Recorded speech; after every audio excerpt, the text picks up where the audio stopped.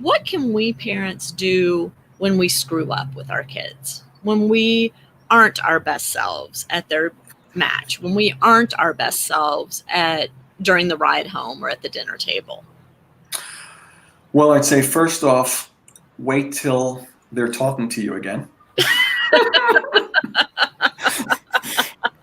Yeah. You kind of get that, Lisa?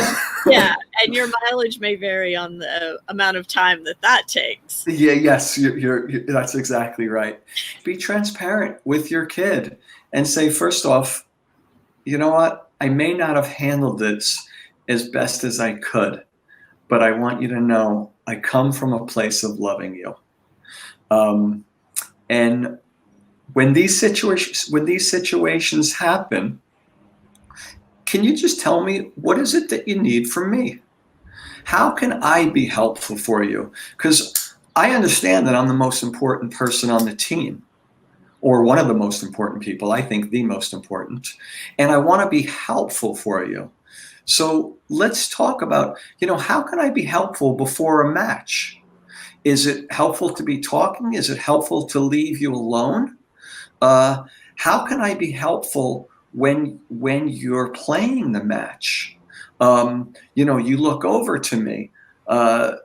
What do you need from me? I mean, what I suggest to parents is kind of to be rather stoic and just supportive, but let the child know that you're not going to be going crazy with enthusiasm. You're also not going to be pulling your hair out. You're watching them because you're enjoying them. And to even be able to say, I really enjoy watching you play would be an amazing thing. When do we have these conversations? Because obviously in the heat of the moment is not the appropriate time. You said, wait till your child is talking to you again, but what if you're in the middle of a tournament? Should you have the conversation in the middle of a tournament, or is this something that needs to take place outside the parameters of competition?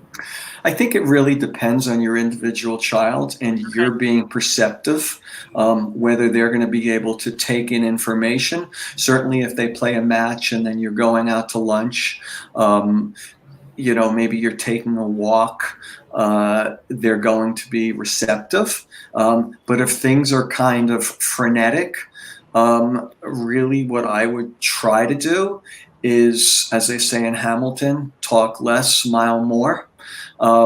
And just try to put your child in a comfortable place, because they're trying. This is the thing.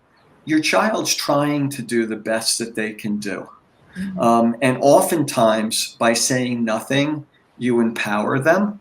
The ideal time is after a match, the next day when you're sitting down for breakfast, and then you're asking them, hey, I saw something in the match that I thought was interesting. Would you like me to share it with you? Would it be okay to talk about it?